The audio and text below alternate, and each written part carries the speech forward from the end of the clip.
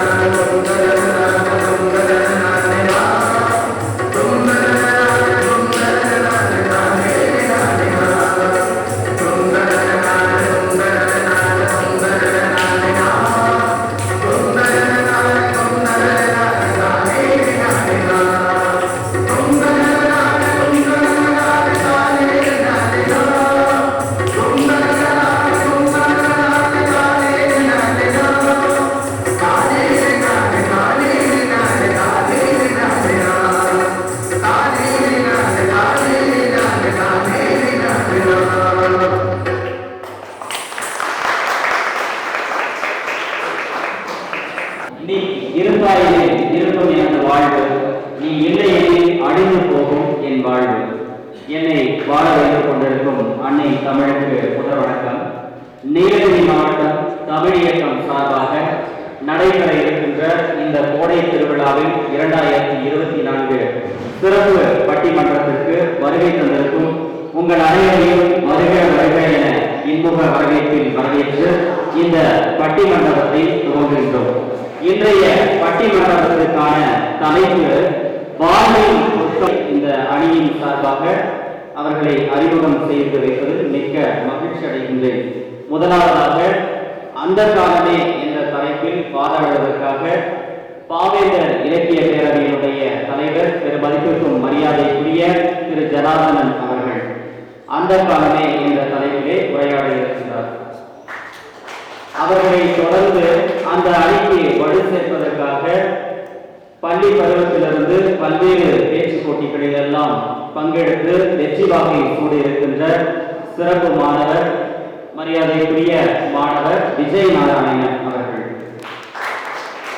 மேலும் அந்த அணிக்கு வலு சேர்ப்பதற்காக வாழ்வின் பொற்காலமே என்பது வாதாடுவதற்காக சிறப்பான ஒரு மருத்துவ மாணவி சந்தியாஸ்ரீ அவர்களை அறிமுகம் செய்வது மகிழ்ச்சி அடைகின்றேன். மேலும் சிறப்பான ஒரு பாடகராக வளம் வந்து கொண்டிருக்கின்ற நல்ல ஒரு பேச்சாளர் தமிழ் ஆர்வலர் தம்பி சுதீர் அவர்களை அறிமுகம் செய்வது மிக்க மகிழ்ச்சி அடைகின்றேன். வாழ்வின் பொற்காலம் இந்த காலம்தான் என்று வாதாடுவதற்காக நீலகிரி மாவட்டத்தில் கர்ப்பிணி பெண்களுக்கெல்லாம் சிறப்பான ஒரு கதை சொல்லி அவர்களுக்கு நல்லதொரு விழிப்புணர்வை வழங்கி வந்திருக்கின்ற திரு மதிப்பிற்கும் மரியாதைக்குரிய சகோதரியார் கதை சொல்லி நீலகிரி நிர்மலா அவர்கள் இந்த காலமே என்ற அணிக்காக வாதாட இருக்கின்றார். இந்த காலம் வசதிகள் இருந்தும் நிம்மதி இல்லாமல் போகிறது. அந்த காலத்தில் நாம் அடுப்பு விறகடுப்பினால் சமைத்து உண்டோம். உடல் உழைப்பு இருந்தது. இன்றைக்கு உடல் உழைப்பு குறைந்து விட்டது. உடல் பருமன் பெருத்து விட்டது. அந்த காலத்தில் வறுமை அதிகமாக இருந்தது. ஆனால் இந்த காலத்தில் வறுமை குறைந்ததா என்றால் வறுமையும் இருக்கிறது, வசதியும் இருக்கிறது. இது சமச்சீரான வளர்ச்சி என்பது இல்லை. அரசியல் அந்த காலத்தில் உறவுகளை மேம்படுத்தி பழையன கைதலும் புதியன புதலும் என்ற தமிழ் பொன்மொழி ஏற்று அந்த காலம் மிகச் சிறப்பானது. அதற்கு மகிழ்ச்சியை எப்படியெல்லாம் மகிழ்ச்சியா கொண்டாடிட்டு இருக்காங்க அப்படிங்கிறத பத்தி நம்ம கதை சொல்லி நீலகிரி நிர்மலா அவர்கள் பேச வராங்க. வாங்க.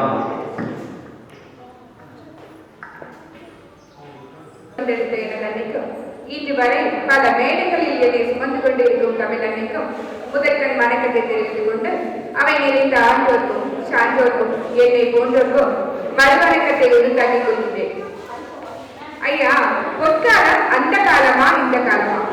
அது இந்த காலமா? இதுல என்ன சந்தேகம் உங்களுக்கு? நாளும் கோலும் நடிப்பவருக்கு இல்லை, ஞாயிற்று கிழமையும் பெண்களுக்கு இல்லைங்க. அந்த காலத்துல அடுப்படியில இருந்து புலக்கடை வரைக்கும் வேலை செய்யறதே பெண்களோட வேலையா இருந்தது. எப்ப சமைக்கணும், காலையில என்ன சமைக்கணும், மத்தியானம் என்ன சமைக்கணும், நைட் என்ன சமைக்கணும்னு அடுப்பங்கரையிலேயே போயிடுச்சு வாழ்க்கை. ஆனா இன்னைக்கெல்லாம் நாங்க குக் பண்ணியும் சாப்பிடுறோம், டயர்டா இருந்துச்சுன்னா குக் பண்ணியும் சாப்பிடுறோம். அப்ப இது பொற்காலத்தான பெண்களுக்கு. அதே மாதிரி சங்கம் வைத்த தமிழ் வளர்ந்தார்கள் அன்று நான் ஒத்துக்கிறேன், இல்லைன்னு சொல்லல. ஆனா இந்த காலத்துல நாங்களே சளைத்தவர்கள். கடந்த காலத்தை நினைத்து வருத்தம் கொள்வதில் பயனில்லை. அது உன் கையில் விட்டு கடந்து விட்டது. எதிர்காலம் உன் கையில் இல்லை, அதுவும் அப்படின்னா அந்த கல்விதான். அந்த கல்வி இந்த இன்றைய சூழல்ல பார்த்தோம் அப்படின்னா இன்றைய காலகட்டத்துலதான் நல்ல ஒரு பொற்காலமா அமைஞ்சிருக்கு அப்படின்னு சொல்லிட்டு நல்ல கருத்தை இங்க பதிவு பண்ணியிருக்காங்க. அது மட்டும் இல்லாம அந்த காலத்துல பாத்தீங்க அப்படின்னா எல்லாருமே மந்திரம் படிச்சுட்டு இருந்தாங்க, மனமயம் ஆயிடுச்சு அப்படிங்கிற எந்த உலகமா இருக்கு. இந்த காலத்துலதான் நம்ம வந்து ரொம்ப மகிழ்ச்சியா இருக்கும் அப்படின்னு சொல்லிட்டு கதை சொல்லி நிர்மலா தனக்கே உரிய பாணியில ரொம்ப அழகா சொல்லியிருக்கிறாங்க. அவங்களுக்கு வாழ்த்துக்கள். இப்ப அவங்களுக்கு என் தமிழ் அன்னைக்கு முதல் வணக்கம். நான் வந்து நான் ரொம்ப ஆசைப்படுறேன். ஏன்னா இந்த 2016 நான் ரொம்ப வேதனைப்படுறேன் நடுவர்களே. ஏன்னா தொண்ணூறு செல்போன் இல்லை. ஏன்னா காலையில எழுப்பதுக்கு அலாம் இருக்கு, ஆனா அந்த காலத்துல சிட்டுக்குருவின்னு ஒன்று இருந்துச்சு. அது ஒரு சத்தத்தை கேட்டுதான் காலையில இன்னைக்கு சிட்டுக்குருவியே இல்லையா? சிட்டுக்குருவி இளமே இருக்குது. அதே மாதிரி அந்த காலத்துல எத்தனை பேர் வீட்டுல இருக்காங்க. என்னோட அப்பாக்கெல்லாம் 4 சகோதரர்கள் 4 சகோதரர்கள். அப்ப எங்க தாத்தா வந்து என்ன சொல்றாருன்னா 8 பேர் இருக்காங்க. 8 பேருக்கும் ஒரு திருமணம் வாங்குகிற அளவுக்கு அவருக்கு பொருளாதார நிலை இல்லை. ஆனால் 2 திருமணம் வாங்கி 8 பேர் பணத்திற்கு பழக்கம் வந்திருந்தது. ஆனால் இன்னும் வீட்டில் 2 பேர் தான் இருக்கிறார்கள். ஆனால் அந்த 2 பேருக்கும் தனித்தனியாக திருமணம் வாங்கும் நிலை வந்திருக்கிறது. ஆனால் ஒப்புமை எங்கே இருக்கிறது நடுவர்களே? ரொம்ப ஒரு கருத்தை சொல்றாரு பாருங்க. அந்த காலத்துல பாத்தீங்க அப்படின்னா 2 தின்பண்டத்தை கொண்டு வந்து 8 பேரா இருந்தாலும் சரி 16 பேரா இருந்தாலும் சரி அதை பகிர்ந்து கொடுப்பாங்க. ஆனா இன்னைக்கு பார்த்தோம் அப்படின்னா நம்ம வீட்டுல இருக்கக்கூடிய பிள்ளைங்களை எடுத்துக்கிட்டோம் அப்படின்னா ஒருத்தருக்கு பிடிச்சது வந்து இன்னொருத்தருக்கு பிடிக்க மாட்டேங்குது, இன்னொருத்தருக்கு பிடிச்சது அவனுக்கு பிடிக்க மாட்டேங்குது. ஒவ்வொருத்தரும் என்ன பண்றாங்க அப்படின்னா எனக்கு பிடிச்சதுதான் எனக்கு வேணும் அப்படின்னு சொல்லிட்டு இன்னைக்கு ஆர்டர் பண்ணக்கூடிய நிலையில இந்த உலகம் போயிட்டு இருக்கு அப்படின்னு சொல்லிட்டு நல்ல கருத்தை பதிவு பண்றாரு. வாழ்த்துக்கள். அதே மாதிரி அந்த காலத்துல விரும்பாம பழக்கம் இருந்தது. தமிழகத்துக்காக நடுவர் அவர்களே, மருத்துவம் பற்றி எனக்கு முன்னாடி பேசினவர் வந்து சொன்னாரு மருத்துவம் என்பது தொழிலா சேவையானது. அப்ப அரசு மருத்துவமனையில எங்க நடுவர் இருக்கிறது? அரசு மருத்துவமனை உண்மையான கேள்வி கேட்டிருக்கிறாரு. மருத்துவங்கிறது வந்து சேவையா இல்லை அது தொழிலா பணம் சம்பாதிக்கக்கூடிய இடமா அப்படின்னு சொல்லி பார்க்கும்போது இன்னைக்கு எத்தனையோ அரசாங்க மருத்துவமனை எல்லாம் இருக்கு, அதெல்லாம் எங்கேயா போச்சு அப்படின்னு சொல்லிட்டு அதெல்லாம் பயன்படுத்திட்டு தானே இருக்காங்க மக்கள் அப்படிங்கிற அழகான கருத்தை இங்க பதிவு செய்யறாரு. வாழ்த்துக்கள் ஐயா. அந்த கால மருத்துவத்துல ஒருத்தர் இப்ப கர்ப்பிணி பெண்ணே இருக்கிறாங்க, இல்ல விபத்துல ஏற்பட்டு ஒருத்தவங்க வந்து உயிரிழப்பு நேரிட போகுது. அப்போ சரியான போக்குவரத்து வசதி இல்லாம அவர் உயிரிழப்பு நேர்ந்துருது. அது இந்த காலத்துல 108ங்கிற அந்த ஆம்புலன்ஸ் வசதி வந்ததுக்கு அப்புறம் நிறைய உயிரினாலே எமர்ஜென்சி அப்படின்னு சொல்லும் போது உடனே 108க்கு போன் பண்ணிட்டு அந்த இடத்துல அவங்க எங்க இருக்காங்களோ அந்த இடத்துல அந்த வேனும் அந்த வண்டியோ வந்தது. இன்னைக்கு எவ்வளவு முன்னே அந்த காலத்துல வீடியோ காலே இல்லை, வீடியோவே இல்லைங்கிறாங்க. அப்போ இந்த காலம் எந்த அளவுக்கு வளர்ச்சி அடைந்து போயிட்டு இருக்கு இன்னைக்கு நாங்கள் வெளியே கொடுத்துக்கணும். அடுத்ததாக இந்த அமேசான், பிளிப்கார்ட், மீஷோ அந்த மாதிரி ஆப் வந்ததுக்கு அப்புறம்லாம் இந்த சென்னை சில்க்ஸ் இந்த மாதிரி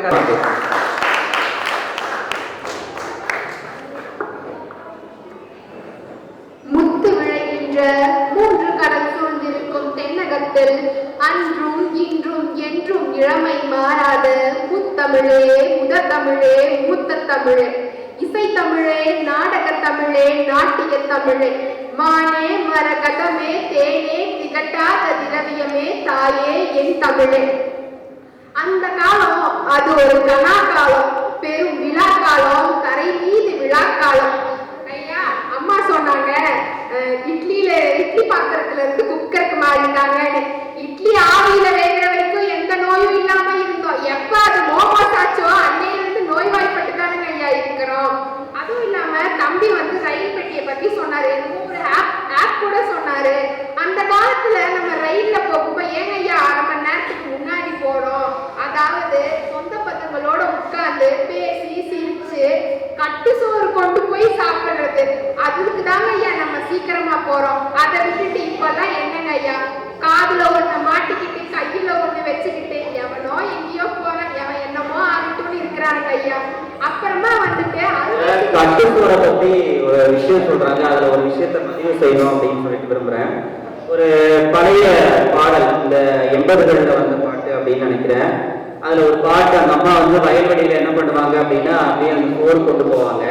உடனே அந்த கதாநாயகியை பத்தி அந்த கதாநாயகன் பாடுவாரு, சோறு கொண்டு போறக்குள்ள கொஞ்சம் சும்மா அடை எனக்கு, 4 நாளா சாப்பிடல கொஞ்சம் ஊட்டி விடு எனக்கு, வேணாங்க வேணாங்க இங்க வேணாங்க, ஆத்தங்கர ஒரு அத்தி மரம் இருக்கு, அந்த அத்தி மர நிழலுலதான் சொத்து சோகம் இருக்கு அப்படின்னு சொல்லிட்டு இந்த பாட்டை பதிவு ஒரு சின்ன விஷயமா இருந்தா கூட அந்த உணவு சாப்பிடணும் அப்படிங்கிறதுக்காக அவங்க என்ன பண்றாங்க அப்படின்னா அந்த வயல்வெளியில அழகா அந்த கதாநாயகன் வேலை செஞ்சுட்டு இருக்காரு. அவங்களுக்கு அந்த அம்மா சோறு கொண்டு போறாங்க. அந்த சோறு கொண்டு போய்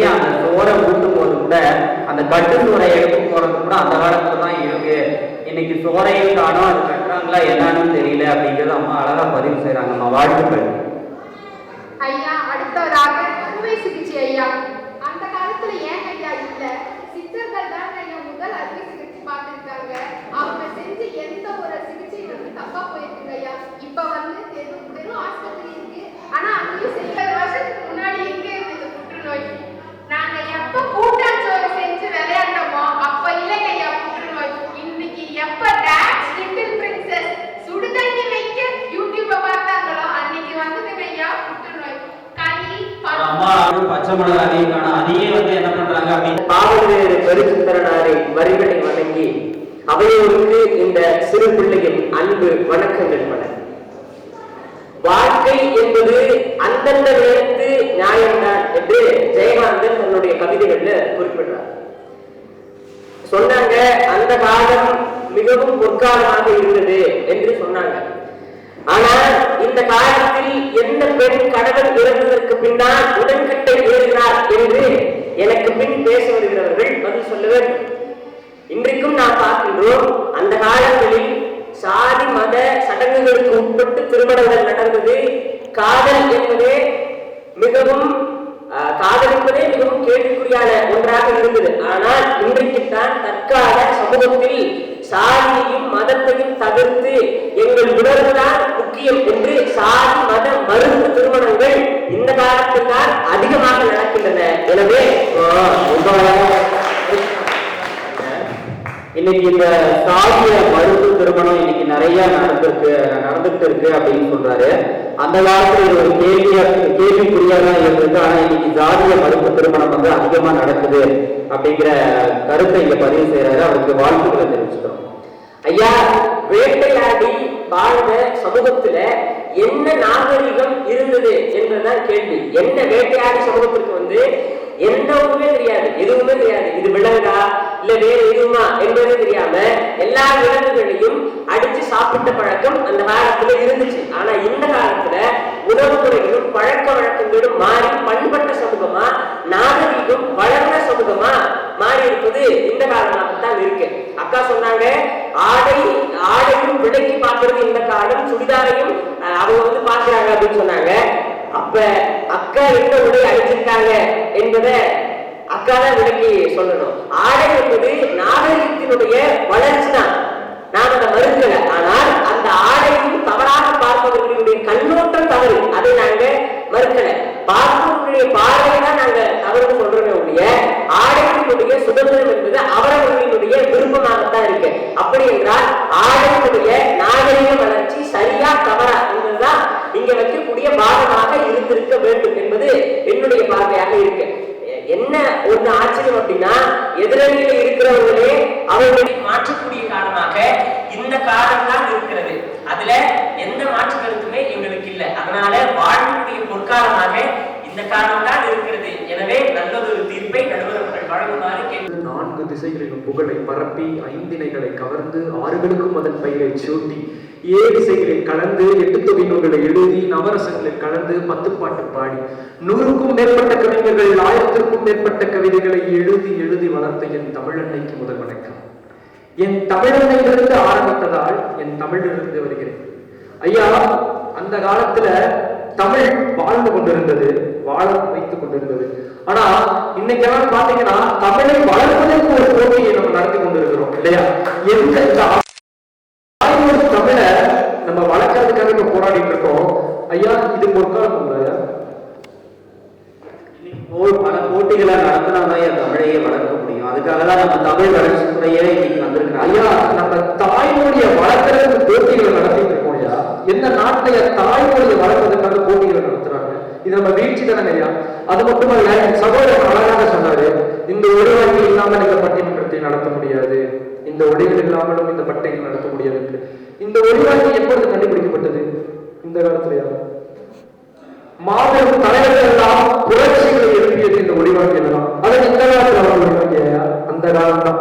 அது மட்டுமல்ல ஐயா, மேடம் சொன்னாங்க கல்வி ஒன்று இந்த காலத்துல இருக்குன்னு சொல்லிட்டு ஒன்று குறிக்கிற நல்ல மதிப்பெண் வாங்குபவன் நல்ல மாணவன் கிடையாது, ஆசிரியர்களை மதிப்பவன் தான் நல்ல மாணவன் இல்லையா? அந்த காலத்துல அனைவருக்கும் கீழ்படுத்திருந்தாங்க. இன்னைக்கெல்லாம் ஆசிரியர்கள் மாணவன் ஒரு தவறை செஞ்சு திருத்திட்டா போதும், திருப்பி அடிக்க வரும் இல்லையா? மாதா பிதா குரு தெய்வம், குரு பின்புதான் தெய்வம் வருகிறது. அந்த குருவை நாம் எழுப்படுத்துவது பொருட்காலம் இல்லையா? இலக்கணத்துல ஒரு விஷயத்த சொல்லுவாங்க, ஆசிரியர், அதுக்கு ஒரு விளக்கம் இருக்கு. ஆசு என்றால் குற்றம், இரியர் என்றால் களைபவர். குற்றத்தை களைபவரே ஆசிரியர். அந்த காலத்துல அந்த குருகுல கல்வி முறை இருந்துச்சு. ஆசிரியர்களுக்கு அதிகப்படியான மாணவர்கள் மரியாதை கொடுத்தாங்க. ஆனா இன்னைக்கு ஆசிரியர்களுடைய நிலை எப்படி இருக்கு? இன்னைக்கு அந்த ஆசிரியர்களுக்கு மாணவர்கள் மதிப்பு கொடுக்குறாங்களா அப்படிங்கிறத ஒரு கேள்விக்குறியா இந்த அரங்கத்துல ஐயா வச்சிருக்கிறாரு. பார்க்கலாம், அதுக்கு என்ன பதில் சொல்லணும். இது கூட தவறினையா? சகோதரர் சொன்னாரு, இப்பதான் பெண்களுக்கு ஆடை சுதந்திரம் இருக்குன்னு. ஆள்பாதி ஆடைப்பான்னு சொல்லுவாங்க. இந்த காலத்துல ஆடை பாதிதானே இருக்கு. இதுதான் உங்க நாகரிகமா? இதுதான் உங்க பொருட்கள். இதுக்கு நீங்க பதில் சொல்லி ஆகணும். அது மட்டுமல்ல, உணவு பழக்க வழக்கங்கள். அந்த காலத்தில் மனிதர்கள் 120 ஆண்டுகள் வாழ்ந்ததாகவும் சரித்திரம் இருக்கிறது. ஆனா இன்னைக்கு உணவு பழக்க வழக்கங்கள் மாறி 25 வயதிலேயே மாரடைப்பு ஏற்படுகிறது. என்ன எனக்கு அளித்த என் ஆசிரியர் மக்களுக்கும் என் தாயார் தமிழுக்கும் என் வணக்கத்தை தெரிவித்துக் கொள்கிறேன். அவையில் வீட்டிற்கக்கூடிய இரு அறிஞருக்கும் நடுவருக்கும் சாட்சியர் மக்களுக்கும் என்னுடைய அடுத்த வணக்கத்தை வெளிக்காட்டுகிறேன். ஐயா நடுவர்களே, இன்றைய பட்டிமன்றத்தினுடைய தலைப்பு வாழும் பொற்காலம், அந்த காலமா இந்த காலமா அப்படிங்கிறது. இதுல ஐயா ஜனார்தனன் அவர்கள் வந்து சொல்லியிருக்கும்போது அவருக்கு பிறந்து வளர்ந்த அந்த காலத்தை குறிப்பிட்டார். அதுக்கடுத்து தம்பி விஜயோ தம்பி தங்கை சந்தியாவும் பேசும்போது சங்க இலக்கியங்கள்ல இருந்து உதாரணங்களை போட்டு சங்க இலக்கிய காலத்துக்கு போனாங்க. அப்படி சுரிகளும் குருகுல கல்வியை பற்றி பேசி அந்த காலத்துக்கு போனாங்க. ஐயா முதல்ல நீங்க 4 பேர் மொழிக்கு வாங்க. எது அந்த காலம், அந்த காலகட்டம் அப்படிங்கிறது எது அப்படிங்கிற ஒரு மொழிக்கு வாங்க. நாங்க இந்த காலம் அப்படின்னு பேசணும்னா நிகழ்வு இருக்கக்கூடிய காலத்தை பேசுறோம். அந்த காலம் அப்படிங்கிறது சங்க காலமா, குருகுல கல்வி முறை இருந்த காலமா, இடைப்பட்ட காலமா, இல்ல ஐயா ஜனகன் அவர்கள் பிறந்து வளர்ந்த 80கள் அந்த காலமா அப்படிங்கிறது ஒரு முடிவுக்கு நிற்கிறாங்க. அதுக்கப்புறம் எது பொருட்காலம் அப்படிங்கிறத சிந்திக்கலாம். ஐயா ஜனகன் அவர்கள் பேசும்போது சொன்னாரு, இந்த காலத்துல எல்லாத்துக்கும் உடல் பருமன் வந்து பெருத்துருச்சு, ரொம்ப உடல் பெருத்துருச்சு, பருமன் ஆயிடுச்சு அப்படின்னு சொன்னாரு. ஐயா நாங்க மகிழ்ச்சியா இருப்போம், அதனால எங்களுக்கு உடல் பெருகுது. நீங்க மகிழ்ச்சி இல்லாதனால உடல் பெருக்கு பருமன் இல்லாம இருந்தீங்க. அதுதான் ஜனார்தனையாக்கு அப்ப மகிழ்ச்சி இல்லைன்றீங்க. இல்ல, அந்த காலத்துல மகிழ்ச்சி குறைவா இருந்ததுனால உடல் பருமன் வரல, இப்ப மகிழ்ச்சி அதிகமா இருக்கனால ஜனார்தனையாவை ஒரு 15 வருட காலத்துக்கு மேலாக நான் பார்த்துட்டு இருக்கேன்.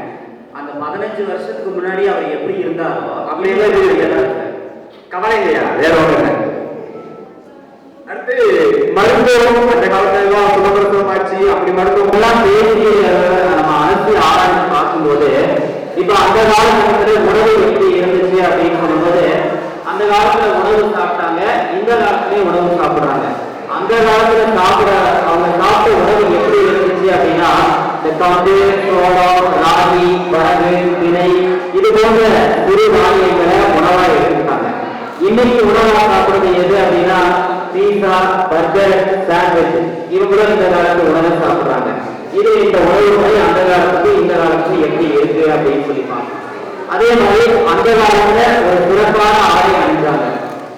அந்த ஆடை அணி ஒரு மீன் குழம்போ இல்லை ஒரு வந்த குழம்போ உடனே அவன் என்ன பண்றான் அப்படின்னா பல இடங்களுக்கு அதை பரவக்கூடிய வகையில இந்த பேஸ்புக், வாட்ஸ்அப், யூடியூப் இதெல்லாம் பரப்பி விட்டுறான். அப்ப அந்த இடத்துல அதை தமிழகத்திற்கு குருநாதர் நடத்தி கொண்டிருக்கோம். தமிழ் தேர்தல் அது எதற்கு இயக்கும் எனக்கு தகவல். முதலாக முறை நாடுகளுக்கு உங்கள் மதத்தை பற்றி அறிமுகம் செய்து ஒரு சில வார்த்தைகளை பேசுகிறார்கள். இதனை நன்கு அமைத்து இதை கொடுக்க வேண்டும். அண்ட சராசரத்தை கெடுக்க இப்பூவுலகில் பிறந்து கொண்டிருப்போன மனிதன், அண்ட சராசரத்தையும் கெடுக்க இப்பூவுலகில் பிறந்து கொண்டிருப்போன மனிதன். அம்பலதார் அவர்கள் கவிதை வாசிக்கிறேன். இந்த கவிதை பார்த்தீங்கன்னா இச்சாய் இக்காய் அப்படின்னு சொல்லிட்டு முடியும். தொழிலை போச்சு பாதையை மாற்று செயலை ஆற்று செருக்கை அகற்று உண்மையை செயலாற்று பழகு கற்று தீயவை தூற்று சிந்தனை பெற்று கடவு காற்று அழிவு முற்று பண்பினை சாற்று அழுக்கை நீக்கு சோகத்தை போக்கு வாழ்வினை வாழ்வாக்கு தாழ்வினை வளமாக்கு மகிழ்ச்சியினை நிறைவாக்கு சிந்தனை செயலாக்கு துன்பத்தினை அழிவாக்கு இதயத்தை இனிதாக்கு மனதை உன்னதம். எங்களை போற்றுமாறாக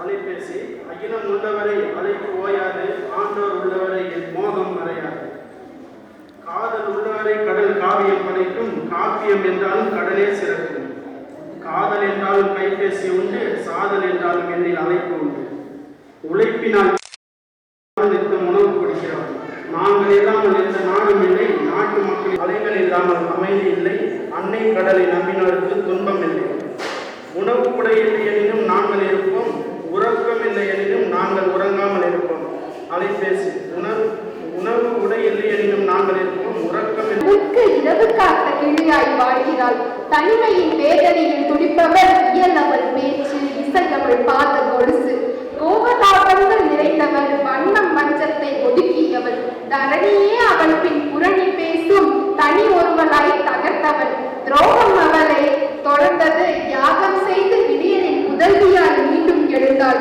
அவமானங்கள் அணிவகுத்தது உறவுகள் உதாசீனம் செய்தது காட்சிகள் பிழையாய் போனது அவள் அழகை பார்த்து வெண்ணிலா மறைந்தது அது அம்மாவாசை அவள் இதழ்களை மூடினால் அது பௌர்ணமி நொடி பொழுதில் வெற்றியை விட்டுக் கொடுத்தவள் ரகசியம் நிறைந்த மங்கை அவள் பூமாதேவியின் மகளவள் யார் அவள்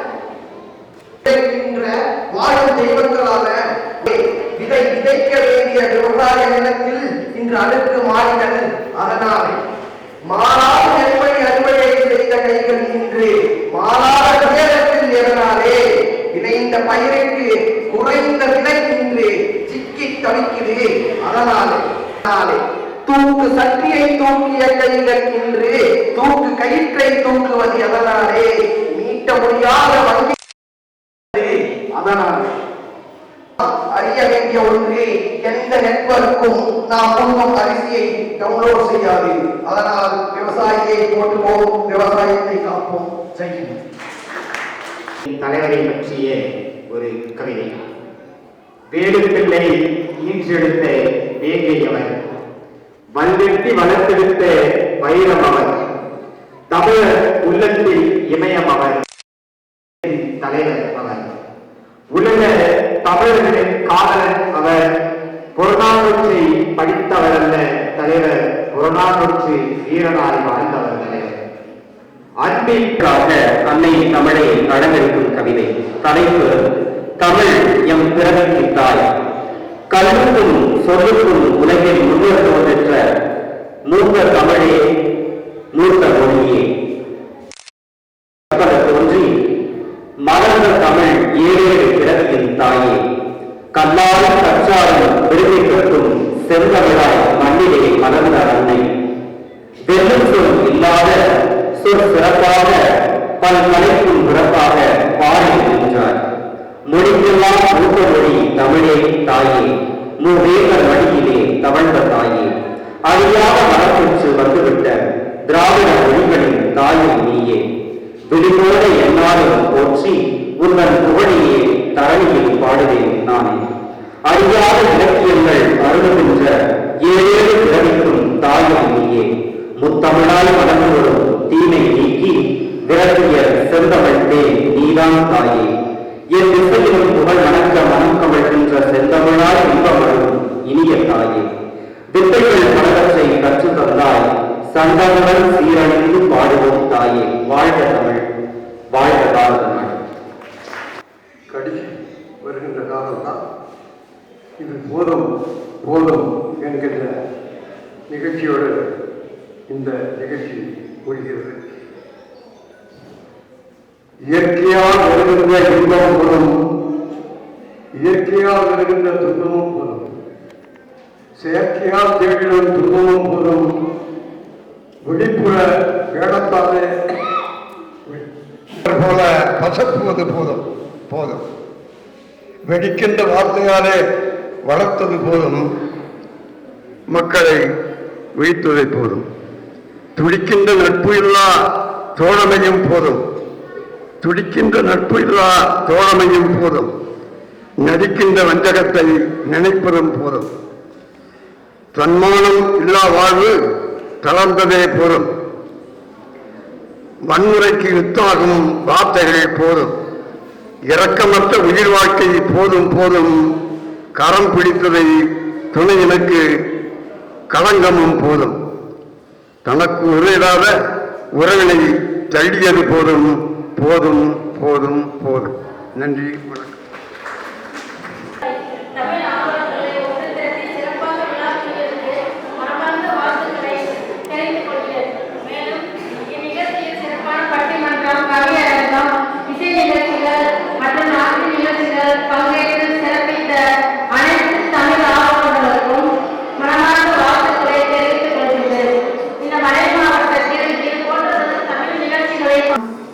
சிறப்பாக நடைபெற்றன.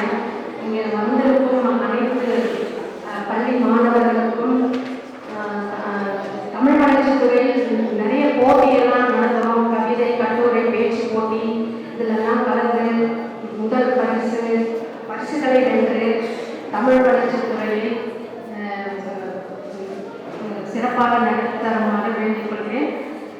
இங்கு வந்திருக்கும்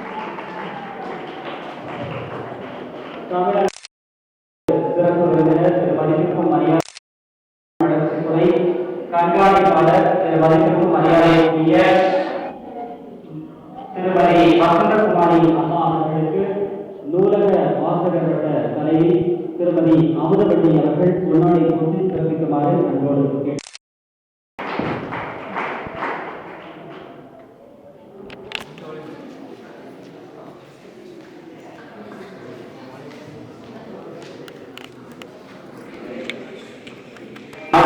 நிகழ்ச்சிகளில் பங்கெடுக்கும் நபர்களுக்கு சிறப்பு செய்யும் கவியரங்கத்தை சிறப்பாக தொகுப்புரை வழங்கிய திரு மதிப்பிற்கும் மரியாதைக்குரிய மலைச்சாரல் மன்றத்தினுடைய செயலர் பிரபு அவர்கள்,